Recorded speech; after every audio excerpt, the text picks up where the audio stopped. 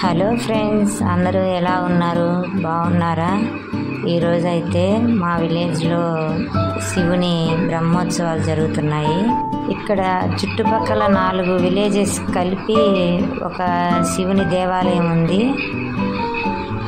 అది కూడా కొండ మీద ఉంది. అంటే ఈ 4 విలేజెసే కాదు, చుట్టుపక్కల ఇంకా ఉన్నాయి. కాకపోతే ఈ 4 విలేజ్ల వాళ్ళకి ఆ శివుని దేవాలయం దగ్గర. ఆ దేవాలయంలో నిన్న అంటే 19వ తారీఖు నుంచి ఉత్సవాలు స్టార్ట్ అయ్యాయి.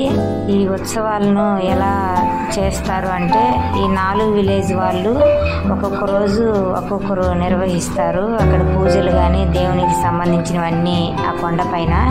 ఈరోజు మా పక్క విలేజ్ వాళ్ళు ఈ కార్యక్రమాన్ని నిర్వహించారు. అందుకు వాళ్ళు పూజలు అన్నీ అయిపోయిన తర్వాత దేవుణ్ణి ఊర్లోకి ఊరేగించడానికి తీసుకొచ్చారు. అంటే ఇప్పుడు ఆ కొండకి దేవాలయానికి దగ్గరలో మా విలేజే ఉంటుంది కాబట్టి మా ఊర్లో వాళ్ళు చేసిన పూజలు దేవుణ్ణి అలంకరించారు బాగా.